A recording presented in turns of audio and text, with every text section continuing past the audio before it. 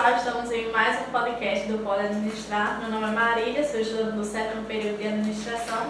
Olá, meu colega Jorge. Marília, tudo bom? Eu sou o Jorge, eu sou aluno do nono semestre de administração e hoje nós temos um convidado que é prata da casa, Charles Miller. Tudo bom, Charles? Tudo bom? Olá, Marília. Olá, Jorge. Tudo bom? Charles, você foi ex-aluno do IDAD, né? Do Departamento de Administração. Isso, eu sou ex-aluno do curso de administração. Fale um pouquinho sobre essa sua trajetória até você chegar no departamento e se formar.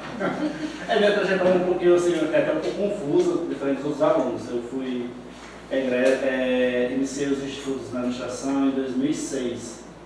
Então comecei passando para o vestibular e fiz 5 semestres de administração. No quinto semestre eu prestei vestibular para a engenharia na UFES, né? Então passei no vestibular e na época fiquei nessa dualidade. Ficou em dúvida.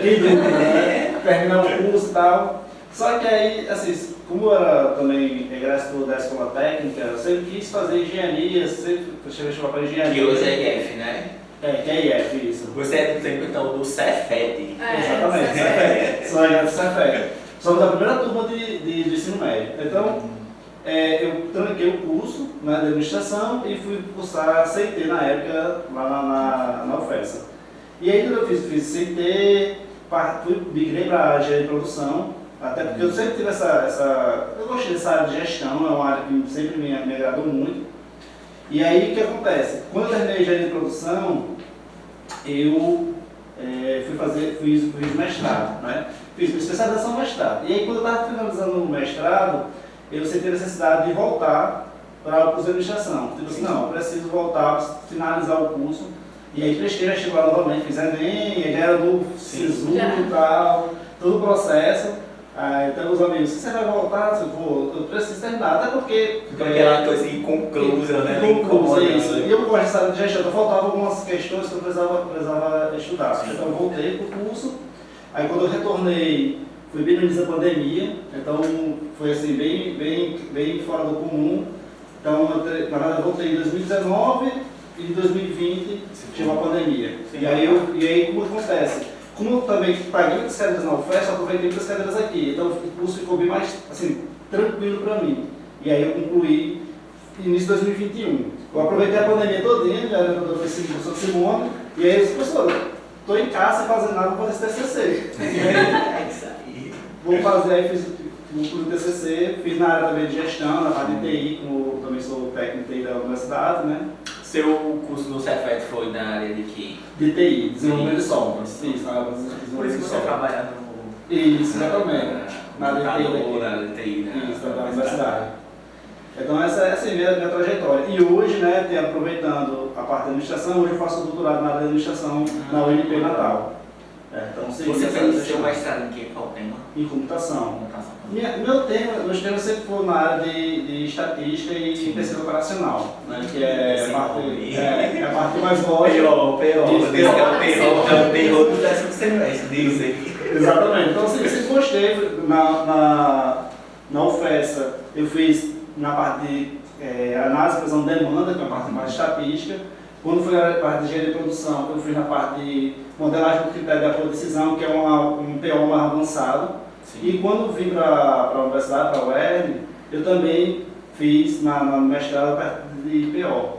Que na verdade o projeto foi... Hoje nós temos a rede da RNP aqui em Mossoró.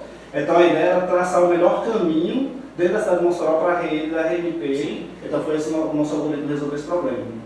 E voltando ao assunto sobre a administração, o que te motivou a escolher no início a também voltar, né? Porque depois que a gente começa, diz, não, estou aqui, vou terminar logo, aproveitar que já estou aqui, mas sair, depois voltar. Foi só esse incômodo mesmo de ter uma coisa? Não, na verdade eu acho que uma necessidade para profissional. Na verdade, desde a escola técnica, eu tenho muita vontade de fazer mecânica. Tem nada a ver, né? Mecânica. Então, quando eu entrei na escola técnica, eu fui fazer mecânica, não deu certo fazer mecânica, parti para informática. E durante o curso de informática, quando a gente trabalhava com o sistema, eu trabalhava com a parte de gestão. Sim. E aí fui me apaixonado pela gestão, fui estagiário da escola técnica, né, do Cefet, na parte de estágio, então eu gostei da parte de gestão. E aí o que acontece? Apesar de ter feito vestibular para engenharia em Natal, eu achei o curso mais próximo aqui que eu gostava da outra área era a parte de administração, a parte de gestão. Aí o que acontece? Aí a vida foi meio que me colocando essa oportunidade e eu fui aproveitando. Eu fui estagiário da Petrobras, na parte de TI, passei 8 anos lá, fui absorvido, passei 8 anos lá. E durante esse tempo, apesar de trabalhar na parte de TI, eu sempre estava muito perto da gestão, chegando na parte de gestão, a gente fazia gestão de ativos, participei de 4 certificações ISO lá, passando certificações de parte de segurança da informação. Então, tipo assim, a gestão estava muito perto então, de mim. E aí o que acontece? Eu gosto da parte de gestão, fui para a administração para poder aprender mais e me absorver essa parte de gestão. E aí quando eu fui para a engenharia, não é à toa que eu escolhi também uma engenharia de gestão, que é engenharia de produção. Que a gente disse que é a forma que a engenharia tem para pegar a área de administração. E é uma parte da administração com mais números. Exato, engenharia da administração. Pronto, eu tenho muito essa briga. Como eu sou da área de áreas, você pode dizer o seguinte: a parte de engenharia é muito chão de fábrica. Então, é o seguinte, o engenheiro ele vai ter um conhecimento de gestão, ele tem um conhecimento, querendo ou não, a gente estuda muita parte de gestão, que algumas disciplinas eu aproveitei aqui, mas ele é muito chão de fábrica, ele vai estar no dia a dia da fábrica, que é chão de fábrica. Imagina que você tem uma fábrica e ele vai estar olhando como é que está fazendo as operações. Sim. O administrador é a parte de gestão. E aí entra uma parte muito importante, que a engenharia hoje ela busca muito, que é a parte de gestão de pessoas. E é que é uma parte fundamental. Querendo ou não, você pode ter uma fábrica do tamanho do trem. Se não tiver as pessoas, ela pode ser a mais automatizada possível. E principalmente no chão de fábrica tem muita pessoa, né? Tem muita exatamente. Gente. E a administração, essa parte de gestão, a gente fez uma visita. E gerir pessoas não é fácil. Exatamente, não é fácil. E aí o que acontece? Nós visitamos uma fábrica da Coca-Cola, que na época era a Heineken aqui, né? E vocês terem a ideia, era praticamente 98% automatizada. Você tem uma fábrica muito grande, abastecia norte e nordeste aqui, que funciona aqui no Ceará. E aí o que acontece? Um dos pontos fundamentais é a gestão de pessoas. Porque tem que ter a pessoa lá para apertar o parafusinho da máquina, para ver uma coisa assim. Tem que ter um laboratório para testar. As pessoas têm que estar envolvidas. Sempre vai ter, né? As pessoas usam com toda essa automatização. Ainda é indispensável, né? É indispensável. Principalmente essa parte de produção, fabril, segundo setor. E só pegando lá dentro, conversando com vários colegas, meus são engenheiros, né? E aí até hoje eles falam que eles estão no mercado, eu sempre converso com eles e tal, eles falam. Toda a vida que eles estão lá nas empresas, que vão fazer uma especialização em gestão de pessoas. Tem que ter. E tipo assim, a área de produção não só envolve a produção, né? Tem controle de qualidade, tem gestão de pessoas, exatamente. Verificar os indicadores de produção constantemente. Eu já tive a oportunidade de trabalhar nessa área no início, assim, e realmente foi um boom assim, de informações. Muita coisa. E principalmente chão de fábrica, que é bem puxado. Chão de fábrica é puxado. Porque a produção não pode parar, né? Que se parar é prejuízo. Então, e pela passagem pela UERB, ou também na engenharia, mas principalmente aqui em administração, teve alguma lembrança marcante, além do que fazer o TCC muito rápido com Simone? Não, na verdade, assim, como eu falei, foram 2 momentos bem interessantes. O primeiro momento, que foram os primeiros 5 semestres, que eu entrei em 2006 e saí em 2008, final de 2008, foi quando eu passei na UFESA. Foi um momento bem diferente da UERN, que eu voltei anos depois, né? Sim. Então, tipo, eu saí em 2008 e voltei em 2018, 10 anos depois, praticamente. Eu estava quase perdendo os créditos que eu tinha cursado. Então, aquele momento inicial, era um momento assim, a gente tinha uma universidade bem diferente do que nós temos hoje. O corpo docente era bem diferente, porque na época nós tínhamos muitos professores que estavam fazendo pós-graduação fora, né? Então tínhamos professores que estavam fazendo doutorado na Espanha, na Europa, em outros países da Europa. Então estava bem diferente. Claro, aproveitamos bastante. E uma coisa que eu sempre gostei muito, desde a época, foi a questão das publicações. Tinha na época o ICOP, né, que publicou alguns artigos, também participou. Hoje é o Congest, né? Congest, se não for memória. Isso. Então, no primeiro momento foi esse. No segundo momento, eu falo que foi muito rápido, porque teve uma pandemia. Então, foi bem diferente. bem diferente, mesmo vai para outra estrutura, a gente assistia naquela estrutura lá, agora está uma nova estrutura, ar-condicionado, a universidade evoluiu muito nesse sentido, então tipo, os professores tinham voltado, tem uma carga bem diferente de conhecimento dos professores que estavam naquela época, a formação, né, dos professores, então foi duas experiências, dois momentos bem diferentes, mas foram bem interessantes, principalmente essa parte, eu gosto muito da parte de congressos, eu sou muito entusiasta dessa parte de congresso, essa parte de extensão, o projeto de vocês aqui é um projeto muito interessante, porque isso envolve os alunos e dá outra visão. Não tô pensando.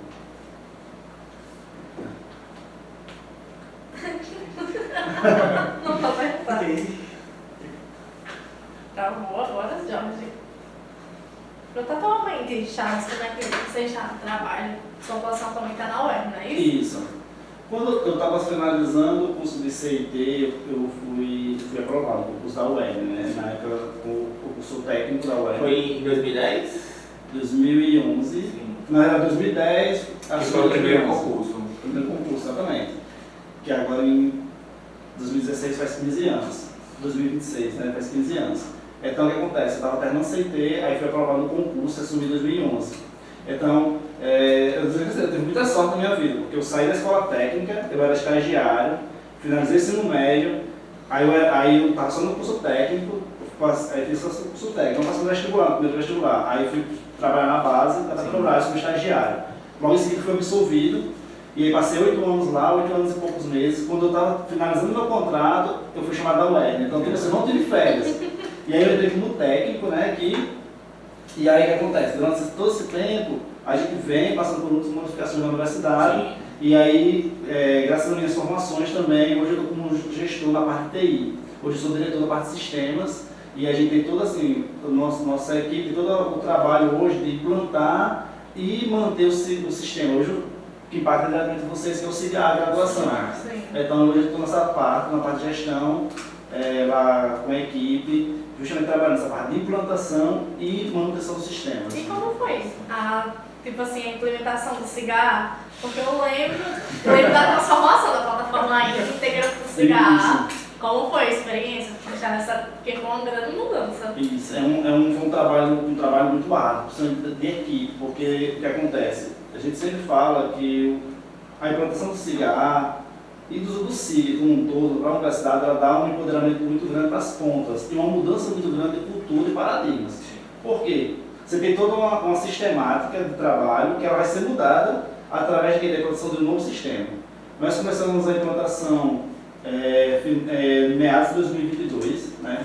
Então, quando nós começamos, aí nós chegamos assim, pediram para nós criarmos um cronograma de implantação, nós dissemos, nós temos 2 anos para implantar, vamos ter 2 anos para implantar. Aí chegaram para a gente e disseram assim, não, vocês têm 1 ano para implantar. E aí o que aconteceu? Nós mobilizamos a equipe de TI, e aí foi um trabalho muito árduo, porque era a equipe de TI, a equipe da ProEG, que é a Proreitoria de Graduação, trabalhou numa equipe muito grande, vocês têm uma ideia. Inicialmente foram em torno de 20 pessoas nesse núcleo, e aí nós tivemos uma parte muito importante que a administração nos ajuda, que é a parte de planejamento. Nós passamos uns 6 meses planejando a implantação, sem mexer em nada, só estudando a documentação, sim, pegando isso e transformando em parâmetros para poder ter, que são as regras de tudo. Então a gente foi mapeando tudo isso. E aí ele dizia, ele é orgânico. O nosso projeto é orgânico, porque a gente começa com 20, daqui a pouco tem 30, 40, até chegar em torno de 200 pessoas. Por quê? Porque começa com a TI e ProEG, inicialmente é o núcleo, e a gente começa a trabalhar, depois a gente vai para onde? Os departamentos. Os departamentos vai ter o coordenador, o vice-secretário, pelo menos, que são 52 departamentos, né? Vezes 3. Aí você já 150 pessoas. Depois você vai para onde? Você vai para os professores. Depois você vai para onde? Para os alunos. Então assim, foi orgânico. E aí foi um trabalho bem árduo mesmo. Nós conseguimos migrar as informações, conseguimos fazer. Aí a equipe da ProEG nos ajudou muito nesse sentido. Então toda a equipe estava envolvida e assim, teve um grande sucesso a implantação, porque hoje já estamos com o 5º semestre, né? Sim. E vocês fazem matrícula pelo cigarro. E vocês terem a ideia. E não trava, não. Porque na integração. Tem os travas, os probleminhas e isso. Hoje nós temos. O cigarro é geralmente só em dias mesmo de matrícula que tem aquele Não, de ele fica acesso. mais lento, mas ele não chega a cair. Isso, exatamente. E mesmo você não completando toda a matrícula, ele salva. Deixa Ele salvo. deixa Relacionado a isso é bem mais seguro. mais seguro. Eu lembro que quando foi a implementação do cigarro, tinha todo aquele, ai meu Deus, vamos colocar o cigarro, não vai prestar, não vamos conseguir fazer matrícula. É porque a Integra era uma plataforma da universidade, né? Isso. Vocês que criaram, né? Foi desenvolvido pela nossa equipe, era um produto nosso, né? Desenvolvido pela nossa equipe que durante vários anos Patenteou? trabalharam, eles têm a parte do software, então assim, mas chegou um momento que nós precisávamos ir para um sistema robusto e que integrasse toda a universidade. E o cigarro, querendo ou não, ele já é consolidado, né? Exatamente. Exatamente. Acho que todas as universidades federais. E quase todas as universidades. Se não me falha a memória, hoje são mais de 20 instituições federais. Nós somos a primeira estadual, mas já temos mais algumas. Nós temos as universidades da Bahia, do estado da Bahia, são 3, elas já estão utilizando também. Então, tipo, já está consolidado. Tem da Polícia Federal, tem o TCU. E é da UFRN, né? E da UFRN. Aqui é um produto nosso, né? E o cigarro tem muito esse medo também no início, porque eu participei desse processo lá na UFES, com o aluno. Eu acho que o medo é porque ele tem muita função. Isso, porque também tem uma história aqui na nossa região. Eu lembro bem quando estava sendo implantado na UFES, eu participei. Meu primeiro semestre não foi no cigarro, o segundo foi. E assim, a UFES foi a primeira universidade. Então tinha um resquício que travava muito no início, dava muito problema e tal. Então só ficava muito aquele medo, mas foi muito tranquilo. Porque é normal, né? Que é um sistema. Exatamente. E a gente sabe que sempre que vai ter mudança, sempre vai ter esse medo, esse receio. E a Integra, as pessoas acharam assim, porque tipo, quando começou a ficar bom e tal, aí foi lá e mudou pro cigarro. Mas o cigarro eu só vejo vantagem. Isso, para vocês terem uma ideia, nós temos assim, hoje já temos os relatórios finais, né, de tudo. Nós temos em média, vamos imaginar que uns 700 a 800 processos de problemas com matrícula por semestre, né? Por semestre. E às vezes era um problema porque o aluno não conseguiu, não salvou, às vezes o aluno executou, só que a internet estava lenta, o sistema não processou, e aí tinha diversos problemas. Pra vocês terem uma ideia, isso também mudou, né? Era muito alto. Porque a gente tem uns 11 mil. Isso, então de quase 5, 6% do alunado fazer matrícula. E essa história da ideia, isso era participação de ensino, envolveu vários setores da universidade. Demorado. E aí o que acontece? E devido à arquitetura, nós temos apenas 5 dias de matrícula. Hoje nós temos vários dias de matrícula, rematrícula, né? E aí isso promoveu o seguinte, hoje nós chegamos ao final do processo de matrícula com 0 processos de problemas. Então isso dá um boom, porque são problemas que não estão ocupando setores, não vai estar... Desperdiçando dinheiro, que E a satisfação de saber que agora não tem mais aquela quantidade. Exatamente. E aí deixa o nosso público, que é o alunado, mais tranquilo, né? Isso. De relação sabe que vai ter a sua matrícula lá no dia, para 500 pessoas fazem. Se ele perdeu, né, ele vai discutir depois. Então, porque antes eram 3 dias, 2 ou 3 dias, não lembro direito. Agora, tipo, 5 dias, aí você ainda tem mais uma rematrícula. E depois ainda tem mais a possibilidade de fazer de novo. Um ajuste, então, é isso que eu falo, e deixa as contas muito empoderadas. Porque quem vai resolver isso é quem está tratando com o aluno, são de apartamento, né? E cada local. O que é para ir para a Câmara de Ensino é uma coisa muito pequena, muito específica. Exatamente. Essas coisas do dia a dia corriqueira é para o departamento resolver, né? Exatamente. E não sei se era essa parte de sistema, mas a professora Simone, ela batia muito no pé com a nossa turma para utilizar o cigarro. Porque quadro de avisos, coisas do tipo, a gente tudo, você faz rápido. A gente é muito acostumado com o grupo de WhatsApp, coisa do tipo. E Simone não, ela olha, qualquer aviso é no cigarro, todos os dias vocês abram. E eram umas 800 problemas de matrícula e que criavam processos físicos, ainda tinha isso, né? Sim, exatamente. Hoje nós temos um processo eletrônico que é o SEI, né? Então, mas antigamente era físicos. Exatamente, que se movimentavam. Eu sou da época, minha primeira graduação, eu fiz vir fazer matrícula no departamento, era manual, exatamente. Os dias passados online. E os processos, se tiver alguma coisa errado e tal, se o pai está na medicina, alguma coisa do tipo, vai tudo eletrônico. Você bem mais tranquilo consegue agora. acompanhar tudo e tal, não é mais nada físico. Mas assim, o bom do sistema atualmente é justamente isso, tudo integrado.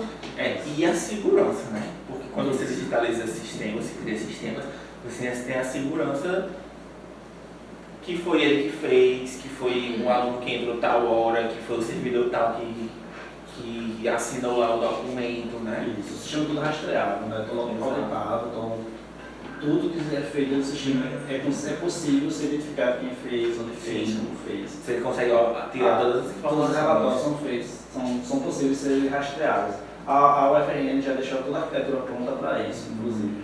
Até porque é um sistema que hoje ele está de vários órgãos e muitas vezes precisa dessas autorias. O SIGA, a UFRN vende? Não, na verdade. Ou paga uns royalties? Na verdade, são uma espécie de royalties. Quando a universidade ela adere ao cigarro, ela não compra o cigarro, ela entra dentro de uma rede de cooperadas, né? E ela paga os royalties à UFRN. E aí todas as universidades que entram, ou órgãos que entram, ela vai pagar esses royalties à UFRN, que foi a desenvolvedora do sistema. Quem mantém o sistema, que dá suporte ao sistema de um modo mais específico lá em cima. Quer dizer que os gabinetes lá, como é? Que fica a memória. Os servidores. Os servidores, são todos lá na UFRN? Não, a UFRN tem a infraestrutura dela, sim, né? Só que cada um tem sua infraestrutura. Ela tem uma infraestrutura lá que hoje ela atende a UFRN, mas nós temos a nossa infraestrutura. Até algumas pessoas confundem, né? Eu lembro que na época que a gente estava plantando, aí um aluno estava falando não sei o quê, aí não estou conseguindo acesso e tal, e a gente olhava e não, tá tudo ok com o seu cadastro. Aí manda um print da tela. Quando ele mandou, eu estava tentando entrar no cigarro da UFES.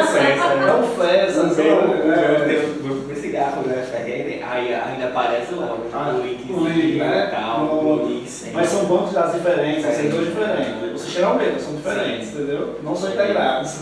O sistema é o mesmo, é como se fosse uma filial. Isso, são o UFRN que é a série e os outros são os filhinhos. Tanto que cada um já tem especificando, cigarro mil exatamente. Já está caracterizado. Pronto, e atualmente na universidade, que agora você é um servidor público, atualmente, que você sentiu de diferente entre ser um aluno das universidades, da estadual e federal, e ser um servidor? Porque antes você viu, né, outros servidores, professores da área. Como usuário, agora você é um provedor de serviços. Não vai estar nesse outro lugar. É isso que eu falo, assim, para mim sempre foi muito transparente essa questão, eu não senti grande impacto, porque desde que eu trabalhei, e a ideia da professora Simone me ajudou muito na primeira passagem que eu paguei os sistemas, né, com ela aqui, que era os RPs, MRPs e tal, eu já trabalhava na base. Então, apesar lá de ser uma economia mista, mas lá tem muito o viés público, então a gente tem que seguir as regras, tem que seguir protocolos, tem que seguir os padrões. E aí isso era muito transparente para mim, porque lá também estava nessa parte de gestão e tudo. Quando eu fui aluno, e aí, por exemplo, o pessoal reclamava, o sistema caiu, está travando. Só que eu sabia que isso tinha um porquê, né? Então, tipo assim, daqui a pouco volta, o pessoal está trabalhando para isso, e o pessoal fica desesperado. O pessoal não está fazer matrícula. Não consegui fazer matrícula, então tipo assim, pra mim isso foi muito tranquilo. Eu acho que eu tenho essa visão por trás, né? O back-end lá que fala por trás. Então, pra mim, quando aconteceu um problema, que o sistema travava, minha nota sumiu, tava aqui, mas depois desapareceu. Eu, pô, aconteceu alguma coisa, alguém tirou, ou o sistema fez um backup, então daqui a pouco ela volta. Se não voltar, você vai lá, abre um protocolo, um chamado, né? E até aí resolve. Então é muito tranquilo para mim em relação a isso, mas eu sei que as pessoas às vezes falam, aconteceu isso, você já pensa que vai ter um problema muito sério, mas não é assim, para mim foi muito tranquilo em relação a isso. E enquanto servidor, né, então quando eu saí da iniciativa privada para a iniciativa pública, de certa forma tem um impacto, né, então uma certa diferença maior em relação a isso. E eu tinha uma questão que lá na Petrobras é uma empresa muito, como eu falo, muito organizada, muito padronizada. E aí isso também ajudou muito. Além é uma empresa no sentido clássico, né, que a gente estuda. Exatamente, é uma empresa clássica, tudo muito bem definido.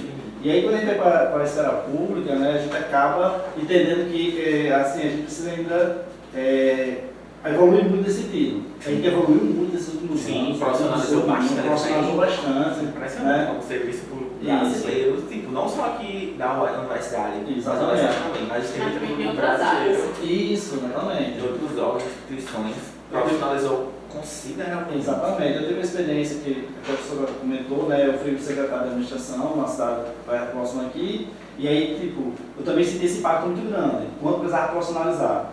E aí a gente vê que tem algumas experiências de ir ao governo do estado, alguns entes do governo federal, e a gente via as diferenças. Por exemplo, o governo federal é muito bem organizado, muito bem estruturado. Tem pessoal para isso também, né? Exato, tem profissional, tem um pessoal capacitado. Porque a maioria dos servidores federais hoje em dia é superior, né? Isso, e outra coisa, tem as ferramentas. E tem o dinheiro, né? Para fazer a implementação de tudo como deve ser feito. Exatamente, tem as ferramentas. Então, assim, acho que a gente precisa profissionalizar mais nesse sentido, de modo geral. E na verdade não é profissionalizar, mas a gente precisa equilibrar essas forças, né? Então ter o recurso, ter pessoal, tudo. Porque não adianta só ter a boa vontade para fazer sem ter o recurso para implementar. Isso. E a gestão, a parte da administração é muito fundamental nisso. É fundamental. As pessoas não têm. A pública. Principalmente a administração e gestão pública. Exatamente, porque quanto mais você vai, por exemplo, para gestões que não são tão organizadas, a administração precisa muito nesse sentido. Sim. Você trabalhar muito. Então, desde flexionar padrões, definir o que é um fluxo, definir, por exemplo, como é que você pode organizar um layout. Sim. Até isso a gente tem que trabalhar. A gente trabalhou muito isso lá. Até o layout da sala a gente modificou. Olha, sim, viu? Já cita. O layout da sala a gente modificou. Porque você tem um fluxo definido, quando é que vem, quando você vai atender um público. Porque se você vai ter E principalmente assim, setor público, que trabalha muito com documentos, impressão de papéis, então realmente se não tiver um layout bem definido, bem desenhado, pode virar uma bagunça. Estruturado, isso. Tem que estruturar. Mas a administração é fundamental nisso. Porque o layout da sala, né, a formação das mesas, vai de acordo com a equipe que você tem, como você vai gerir essa equipe, que tipo de gerenciamento dessa equipe, né? Exatamente. A gente pensou muito nisso. E você comentou que trabalhou como secretário da administração na cidade do governador, foi? Isso, do governador de São Rosário. Que é a cidade que, na verdade, essa que meus pais moram, né? Eu já moro aqui em Mossoró faz 21 anos, mas meus pais moram lá.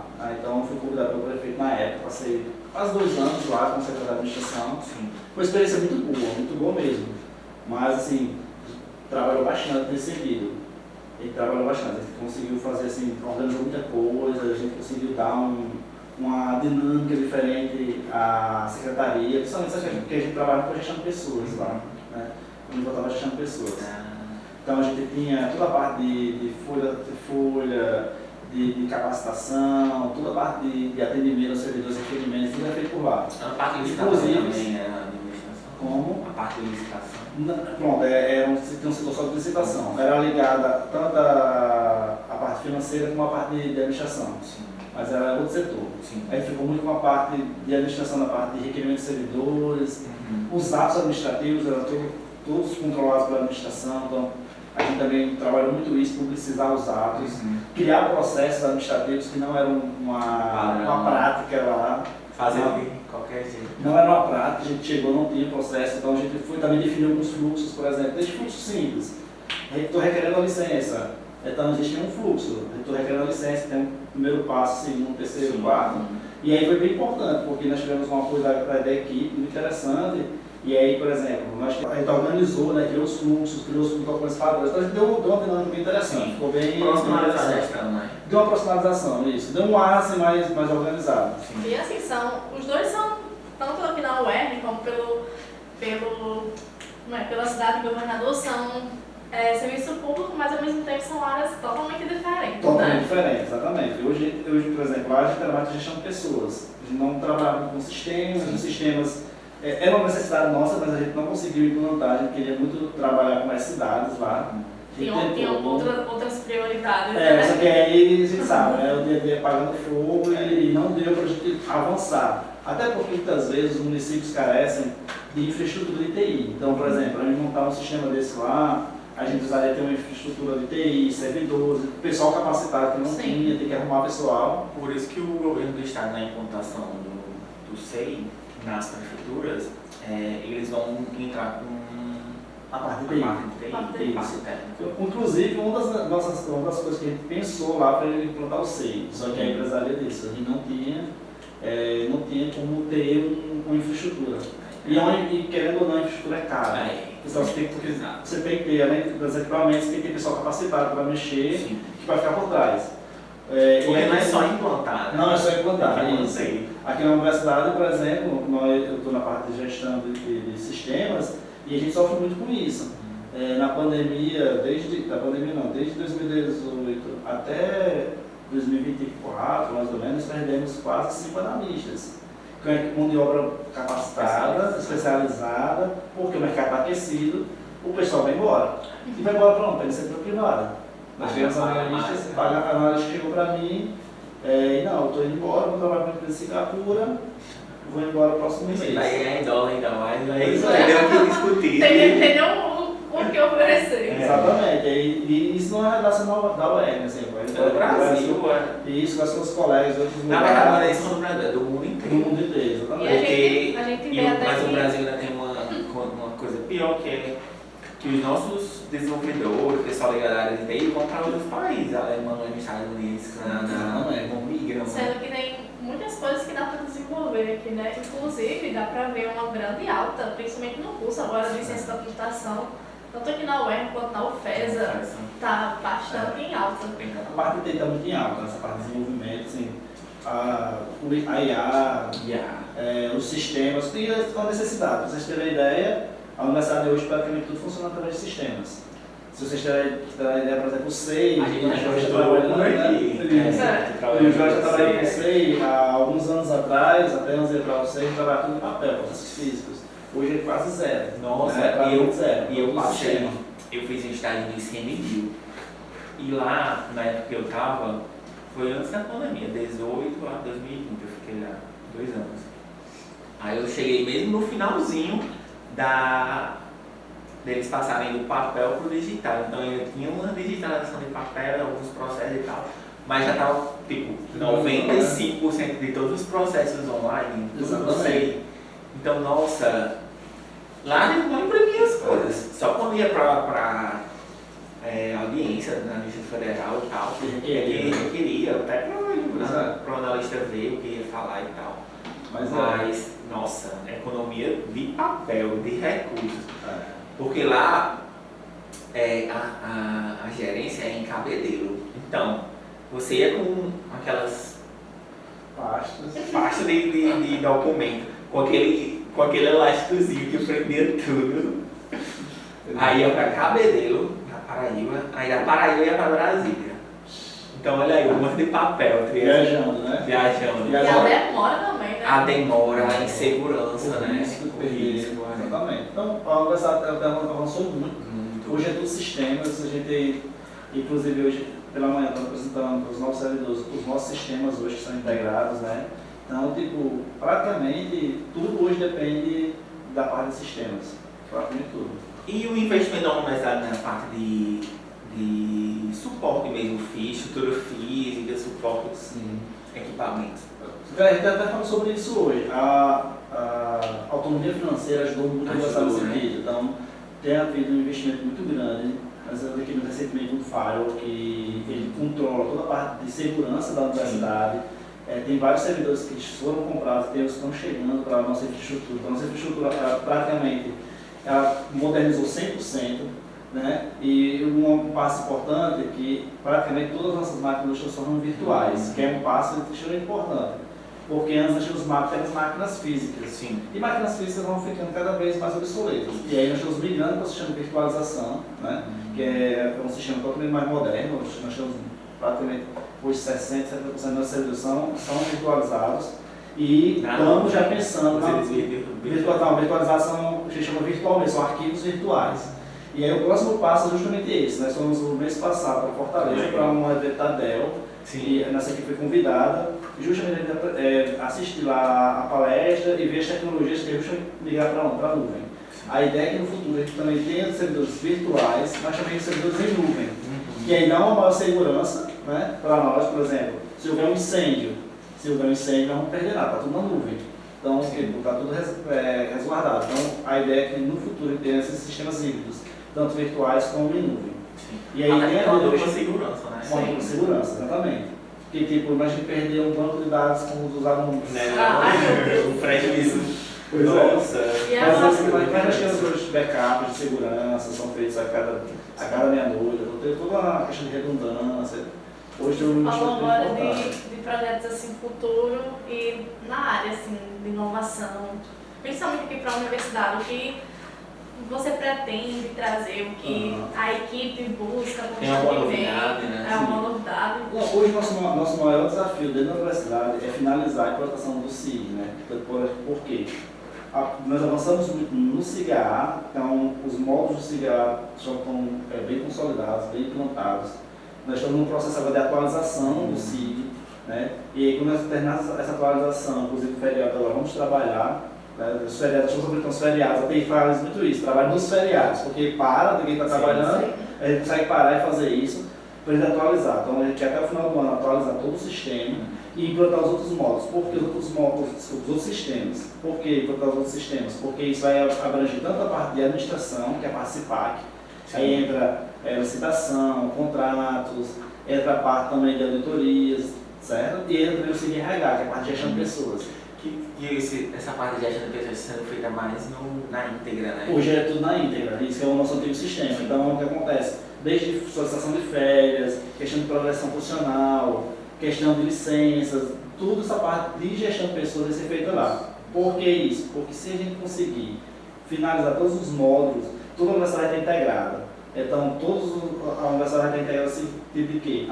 Eu estou fazendo, por exemplo, um curso de música no conservatório, sou aluno do conservatório. Sim. Eu sou um aluno que tem acesso a todos os módulos que são permitidos para mim enquanto aluno. Eu sou um servidor que trabalho lá na PROAD, então eu tenho acesso a todos os módulos que são necessários para mim. Eu quero solicitar férias, vou lá no sistema e solicito. Hoje não, eu solicito ainda via requerimento, essa parte ainda via requerimento. Mas é uma grande mudança, então. Isso é uma grande mudança. E a parte também que a gente está modernizando, além da implantação de tudo isso, né, que a gente finalizando vai estar integrar esse sistema com os outros sistemas que nós temos. Sim. Que aí é o grande desafio, porque muitas vezes são arquiteturas diferentes, tecnologia diferente, mas se encaixa. Exatamente, uma ideia é articular, né, integrar o CI com o SIG, Sim. o CIPAC, porque, por exemplo, se eu solicitar férias, quando você solicitar férias, ele vai gerar um protocolo, e esse protocolo vai ser processado via SEI. E aí vai rodar todas as instâncias até voltar de novo para o sistema. Então é um grande desafio, que é justamente integrar esses todos os sistemas. Porque o SEI seria tipo a vitrine do início e do fim, e o SEI seria todo a parte do processual. A parte burocrática, a administração, a parte burocrática.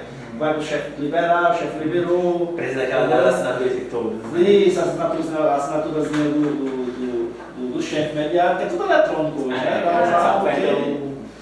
Botar senha lá. Botar senha e ok. Mas a grande questão é essa. E também a questão de IA, né? A gente pensa muito nisso. Sim. Como é que a gente pode ajudar, né? Nós temos também um processo de modernização da nossa parte do Google for Education.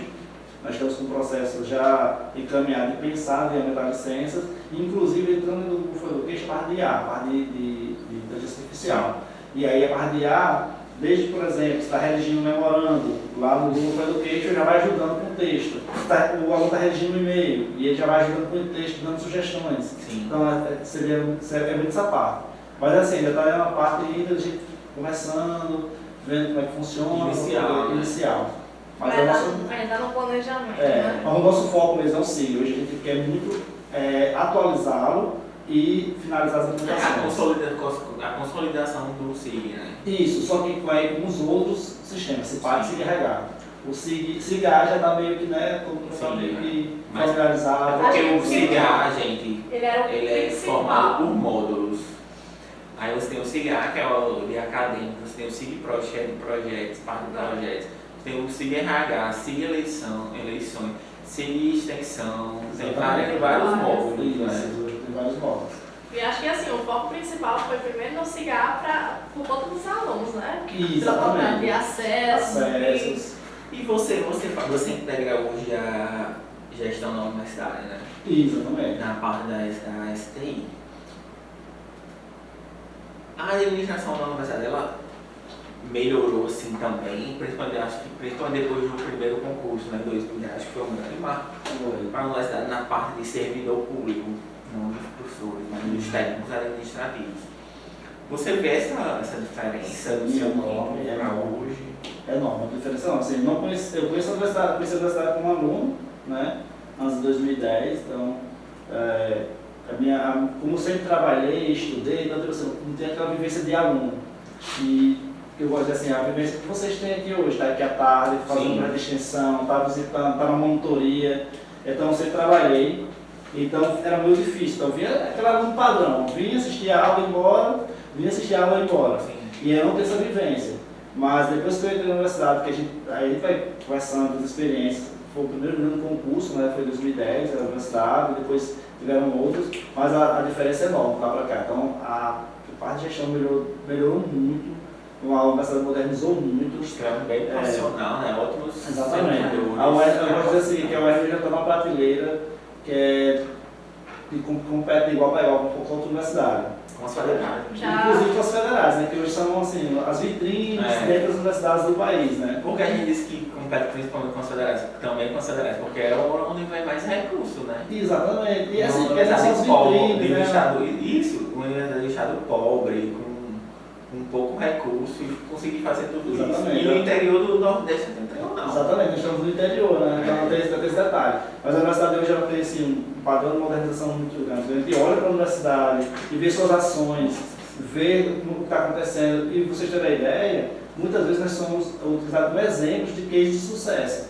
Recentemente, o ano passado, se não me falha a memória, feliz do ano passado, vieram as universidades lá do estado da Bahia, eles vieram para a gente justamente para entender nossa infraestrutura, como é que funciona, como é que a implantação dos sistemas, para poder pegar nosso case de sucesso e levar para lá com experiência para poder implantar. Então, assim, colocou a universidade numa prateleira diferente, né? Essa modernização, as gestões têm feito isso muito bem, colocando, principalmente, pegando pontos chaves e melhorando bastante, né?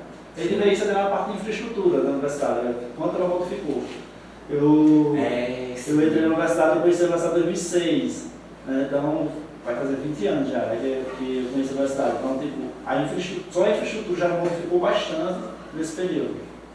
Não, eu sou do tempo que era, a minha primeira graduação era o ventiladorzinho lá, e tipo, tinha vezes que não prestava, e às vezes a gente não ligava para não fazer a zoada para a gente assistir a aula. E recentemente ainda tinha lá os ventiladores, não funcionavam mais, só tinha lá de lembranças. Mas eu acho que a universidade avança bastante e eu tenho essa impressão que nos próximos anos ela vai avançar muito mais. E se tornar ainda mais uma referência, né? O orçamento próprio ajudou bastante, né? Que você consegue gerir e ver as demandas. Isso vai proporcionar um crescimento muito grande para a universidade, concordo com você. E como gestor, você acha que quais são as características que um bom gestor deve ter? Você acha que você tem alguma delas? Se sim, quais? Não sei se eu tenho, ou se eu sou até suspeito de falar sobre isso, né? Mas assim, eu, além de estar hoje no cargo de gestão, também ministrei aula durante alguns anos na UNP, já fui professor substituto na UFESA, né? E uma coisa que eu sempre falava em sala de aula é que, tipo, apesar de eu dar muita aula para o pessoal de engenharia, né? E aí o pessoal de engenharia é uma área muito dura, por exemplo, uma área muito dura porque é muito cálculo, é uma área muito técnica, diferente da administração, da questão de gestão. Exatamente. Mas uma questão que eu sempre falava muito bem, assim lá, tentava conscientizar os meus alunos, era o seguinte, e aí eu sempre falo muito isso. Antes de tudo, você tem que olhar para a pessoa. Sim. Então, você tem que olhar para a pessoa. Então, eu aprendi muito isso com o meu antigo chefe, né?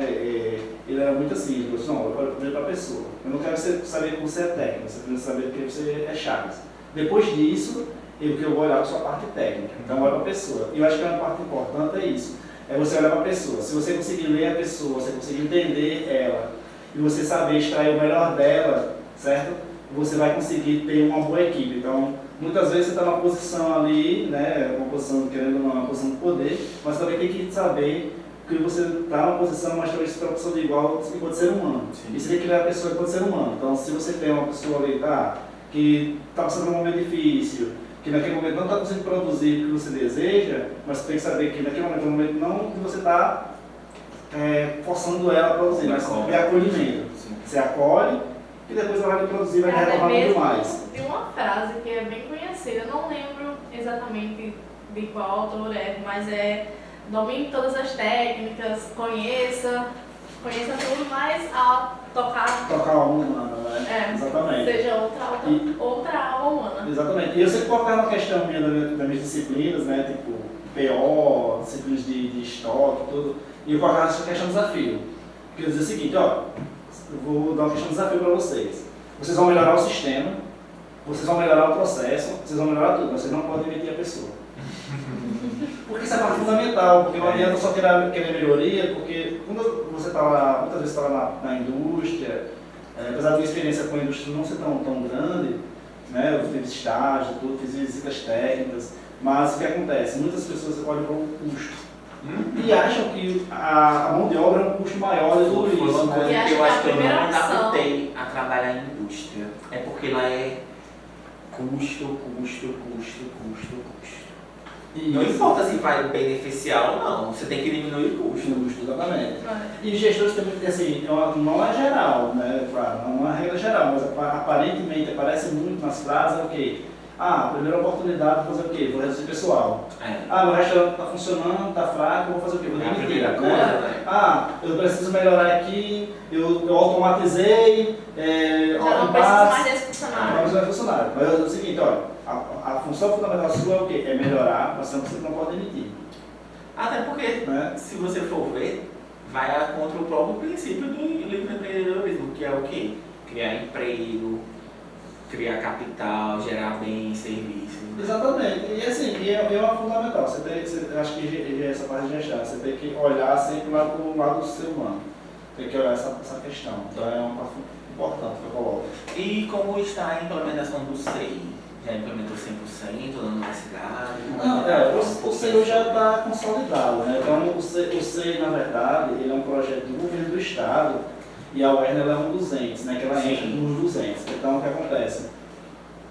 O SEI hoje, ele está em todo o estado, né? Ele está em todo o estado, todos os órgãos do estado, do governo do estado, eles utilizam o SEI, a universidade ele entra como um desses entes. Até na minha fala hoje com os nossos servidores, nós enquanto TI, nós não gerimos o SEI, a única coisa que a gente faz é o quê? Tem uma mediação, né? Uma mediação, a gente, por exemplo, faz uma gestão local. Sim. Não está com acesso, a gente vai lá ver os que precisa, cadastra, libera os acessos e tudo. Mas toda a parte de infraestrutura é tudo no governo do estado. Então, até quando acontece um problema, os processos também. Estão tudo lá, Então, aconteceu um problema, não sei, o link da Cotic, que é quem gera o SEI no estado, caiu. A gente não consegue fazer nada, né? Eles que prestam suporte. Eles que prestam suporte. Todo suporte é coisa. O que mais a gente faz? É perguntar o que está acontecendo, para poder dar um feedback para a nossa comunidade, para deixar mais tranquilo. Mas isso que acontece. E hoje ele está consolidado, né? Em todo o governo do estado. Não é à toa que quando ele cai, todo mundo para, porque tudo corre dentro do SEI, não tem mais como você visualizar fora do SEI. Então, o que é quando tem essas quedas do servidor? É o quê? Geralmente. A gente nunca, assim, a TI, ela é bem grata. Tudo pode acontecer. Vou dizer um exemplo, tudo pode acontecer. No ano passado, a gente tinha um problema sério aqui, que era que nosso link era redundância, e aí o SEI precisava que, para poder acessar o SEI, precisava que o nosso servidor daqui do campus se conectar com o servidor lá do SEI da reitoria. Sim. Aí beleza. Tivemos alguns problemas, que o link caiu e tudo, algumas semanas, beleza, funcionou, a empresa veio, consertou tudo, ok. Segunda-feira pela manhã, o caminhão vai fazendo a manobra ali, quebra a fibra de comunicação. Então, tipo assim, tem problemas, né? O mais recente agora foi uma atualização que eles fizeram. Sim. E aí, tipo, tá dando algumas inconsistências, mas assim, não passou nada muito técnico pra gente informar. Mas pode ser desde uma atualização que foi feita e pode estar dando um conflito, certo? Até aí tem possibilidades. Até questões que não dependem nada da gente. O cara faz uma manobra ali na Volkswagen, se não me engano, quebrou a fibra, um dia sem comunicação. Mas tem muitas situações, tem tanto a situação virtual mesmo, com consistência do sistema, quanto física. Física, exatamente. Então, realmente, Aí para mesmo, né? fica difícil adivinhar tudo. Para mesmo. Não tem como. A tecnologia é muito boa, mas ela também ainda tem esse gap, né? Que tipo, o fio torou, né? quebrou o fio, pronto. Quebrou, não tem como.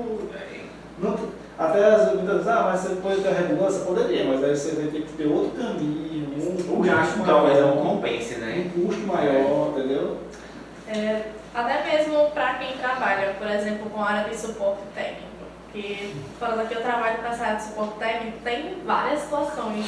Chega clientes com, tipo, minha latência está em tantos segundos. E muitas vezes colocam culpa já no sinal. Já coloca a culpa no sinal, só que, tipo assim, um computador ele tem uma placa de rede, um celular ele tem outra, então cada sistema é muito, assim dizer, único. Então, muita coisa pode acontecer. Eu trabalhei minha vida toda trabalhando com suporte, né? Então também compreendo muito bem isso. Você pode ter N possibilidades. A primeira coisa que você tem que ler é o que o cliente está querendo lhe dizer. Você acha que a administração pública ela carece de mais administradores? Com certeza. Com certeza. Até na minha fala anterior, assim, hoje existe uma deficiência no sentido de você entender a administração pública, ter essas pessoas que entendam o que é um fluxo, como definir um fluxo, como mapear um fluxo. Vou falar do fluxo porque é a questão mais básica que eu falo. De criar um documento padrão, de fazer uma leitura técnica, né, de uma lei e transcrever isso de uma forma prática. Então carece muito. Eu acredito que hoje, se a gente tivesse mais administradores, né, na gestão pública, como um todo mesmo, em todas as instâncias, nós teríamos como melhorar muitos serviços. Né? A gente tem passado, o Brasil tem passado por uma melhoria, eu vejo essa melhoria significativa, mas ela pode avançar muito mais. Porque hoje, tendo essa visão do gestor, tendo essa visão do administrador. Foram pequenos passos, mas que deu uma transformação gigante. Exatamente. Assim, é algo que está em constante evolução, né? Então sempre tem que estar se atualizando. Exatamente. E uma das coisas que a gente sempre fala, assim, porque o gestor, né, o administrador, ele trabalha com, além de todas as ferramentas, trabalha com indicadores. Isso. E aí o que falta muitas vezes para a gente é esses indicadores. O que é um indicador? Um indicador de satisfação do aluno, um indicador de satisfação do nosso cliente lá fora, né? E aí quem trabalha com, sei lá, gestão municipal, a satisfação de como é que está a iluminação pública no meu bairro, como é que está o saneamento básico. Então, a gestão pública tem que trabalhar a parte de indicadores, porque isso dá um termômetro de como está sendo oferecido o trabalho, né? E aí é uma parte importante que a gente não entra, como definir. Para avaliar a gestão, você precisa ter indicadores que mostram como a gestão está ocorrendo. Exatamente. Isso não tem como você fazer uma avaliação. E até para mostrar que está ocorrendo problemas, né? Porque corrigir. Eu trabalhei muito tempo com indicadores. Lembrei agora do PDCA, né? Exatamente. Eu trabalhei sempre com indicadores.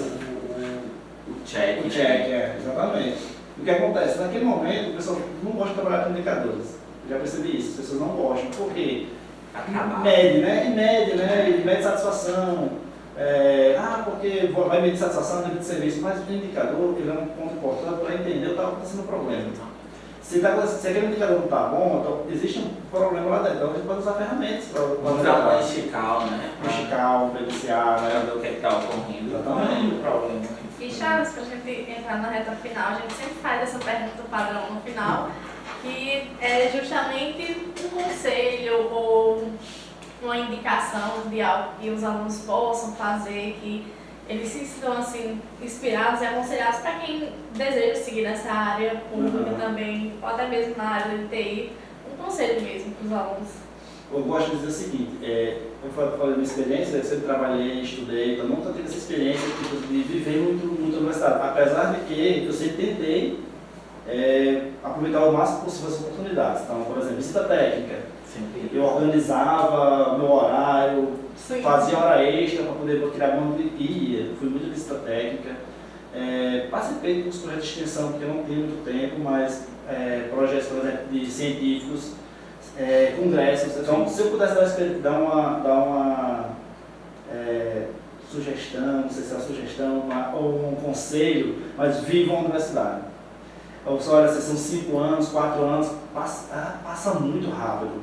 Então, por exemplo, eu fui pelo menos a 2 congressos da universidade. Durante esses congressos foram experiências transformadoras. Eu falo transformadoras porque, mentira, 3 congressos. Eu fui o primeiro congresso, que foi aqui perto de Fortaleza, era muito no início do curso, e aí eu estava lá, e aí eu fui aproveitar o máximo possível. Então, tipo, estava vendo a apresentação dos artigos, as palestras, e aí eu olhava assim, pô, eu consigo fazer isso, eu posso fazer isso, então é uma motivação.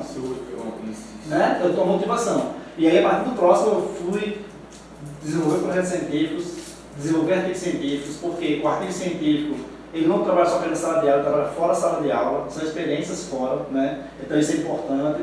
E aí, viver isso, viver a universidade, ver a extensão, ver a pesquisa, porque você, nesse meio tempo, você só na sala de aula, você não consegue, você ter um padrão. Quando você vê esse mundo fora, você cria conexões. E aí, por exemplo, eu estava apresentando um artigo, no último congresso que eu fui, estava no Rio de Janeiro, e já fui na pós-graduação, né? Então, de precisava apresentar o artigo, e a gente conversa lá, porque esse é o detalhe, a gente tem conexões, a gente conversa com pessoas, troca hoje o Instagram, né? Troca telefone, vai conversando, depois conversando sobre projetos. E aí eu estava conversando com um rapaz, ele estava na mesma linha que eu, e ele conversando lá sobre o trabalho dele, sobre o meu. E aí, quando foi a noite do jantar, né, do congresso e tal, e aí conversando, e aí chegou o orientador. Você conheceu ele? Eu conheci e tal, falei com ele, não sei o quê. Aí ele falando que ia embora, porque ia haver um congresso lá na universidade que trabalha. E aí o professor, mas você sabe quem é ele? Não sei quem é não, sei que ele trabalha de São Paulo, interior de São Paulo. Ele é o coordenador do ITA. Então, tipo assim, então você conversa com pessoas que têm um know-how, um nível de conhecimento muito grande, você cria conexões. Então são desafiadores, né? Então nós enquanto estudantes, muitas vezes você professor, Charles, eu não trabalho, Charles, eu não consigo isso. Bom, mas eu também aconteceu, eu trabalhava e eu ia juntando, né? Então teve um congresso que eu fui de mochileiro, né? Eu fui para Campus Party de mochileiro. Eu fui passar uma semana em São Paulo, na feira de tecnologia, fui de mochileiro. Peguei a mochila, economizei, peguei um preço passagens, fui, passei uma semana lá, de campuseiro mesmo, hospedado no campus, né, da Campus Party, tipo assim, mas são experiências militantes. Você conversa com pessoas ali, com alunos das universidades, então você vê que a sua realidade não é tão diferente das outras, entendeu? Então você consegue ter essa ambientação.